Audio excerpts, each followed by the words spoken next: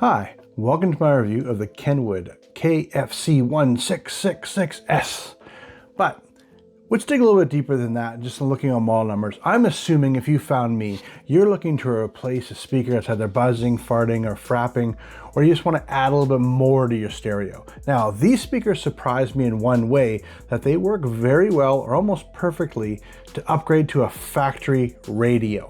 Where the Kenwood speakers shine is in a factory application of using a factory head unit or the radio that came with your car, and then using these speakers, because most manufacturers use between 5 and 15 watts of power. Now, to put that kind of an idea, this exact one is 30 watts, which makes it perfect for this application. How this one really surprised me was kind of the value proposition of what came in the box with the Kenwood. Now, I want to break it down to a few things where you do get screws and a few attachments. You do get the connectors. And what I mean by that is I'm going to go here and you're going to see one is big and one is small. And this is to demote this is a positive and this one is a negative. And so at least when you connect all the wires, it makes it so there's not you can't really get them backwards. But you need two different connectors. Well, it comes in the box, so you can actually have them free, no additional parts needed. But I do recommend, and I'm going to show it here on the screen, I'm going to show you 3 different examples. You're going to see a Nissan, a Toyota, and a Honda. These harnesses make it so it plugs into the factory wiring and doesn't require any cutting. So in this case here, you're going to have a male plug, which is going to be the opposite of what you saw on the screen, and these click over top of it. I really do recommend this because you can't get the positive negatives wrong. If you get the positive negatives wrong, you want the speakers, okay, I'm going to show it this way, to go together. If you get a positive negative wrong, it'll go all right?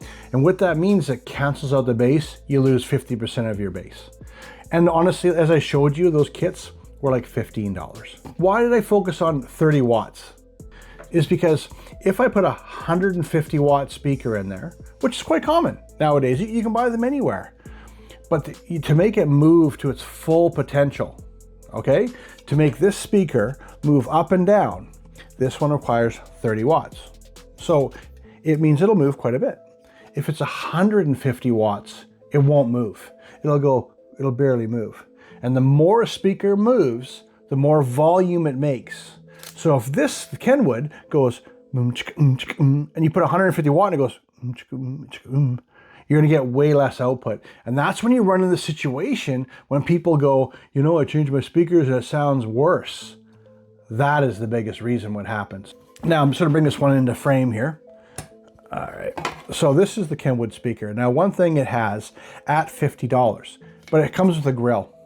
Why I say this, okay, is that you might need this in application. This might go like, between your rear speakers, and there's a little shelf between the windshield. You might want to put these there. You might want to put these down by your feet. You might use these in your boat. You might move them in your truck. The thing is, to buy a set of grills is $49. Well, the speakers are $49. So if I require them, now you might not need this, okay? You have a Honda Civic, this fits behind the door panel, boom, you don't even need it. It's all good. But if you do need it, why would you want to buy a $50 part for a $50 speaker? It makes no sense to me. And even speakers at $150, $200, a lot of times do not come with a grill. It's just, these are things to consider, and this is why this speaker surprised me. Am I saying it's the best one out there? No, I'm not. Am I saying it's perfect for OEM replacement? Yes, I am, all right? Now, one other thing. Another tip to avoid is when people say the same thing, they go, I changed the speakers and now they don't sound as good. What are you gonna do? Okay, so one big thing is this, okay? Now, if you've seen any of my other videos, I talk about this a lot, but this is a gasketing material, and I'm gonna see squishy, squishy, squishy. So what happens is you put this into your door. I'm gonna hold it up like this.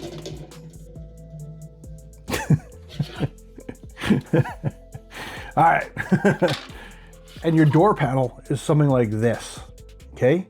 This is how it fits. And you'll notice your factory speaker, chances are, has this gasket in it like this. Now, I only have so many hands, okay? So I'm gonna hold this up like this. So when your factory panel goes over, it seals against it front to back. If you don't use a gasket, you're like, here, the sound gets trapped in the middle and it gets all absorbed. So once again, your factory one might sound better than your aftermarket one, and that's not what we want. So I really recommend you have a set of gaskets, okay?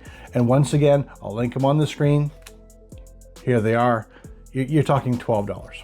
Now, like I said, $12. So now you're like, well, James, this $49 speaker now is turned into a $100 speaker. Yes, but I guarantee it'll outperform a $100 speaker if you do these things right. It can even do a $300 speaker. This will sound better in the application of I'm using a wiring harness and I'm using a gasketing kit. If you don't use these things, you will have problems and it will sound worse. And like I said, once again, if you're looking at this market, the $49, chances are you're not going to get put in by a professional, because a professional is going to charge $99 to $150 to put it in. And you know what? That's only an hour of their time, and you're going to find it's going to take you a little bit. So don't really get hung up on it, but gasket, get one with the parts, see if you need the grill or not. And also too, the one biggest thing I love about these Kenwoods is the depth. Very shallow. What this means, it'll fit in 99.99% of the vehicles out there. All right, that's one big thing. A lot of people go, oh, I want the bigger one, more bass. But does it fit? Once again, this one here is for a $49 a down speaker. Will it fit in your car? Yes. Will it work perfectly with your stock radio? Yes. Does it come with a grill? Yes. And it has a great warranty. The only negative I'm going to give it, and I want you to erase anything of this in your mind, is that if I go here, this says 300 watts. Japanese manufacturers are very poor at rating their speakers properly.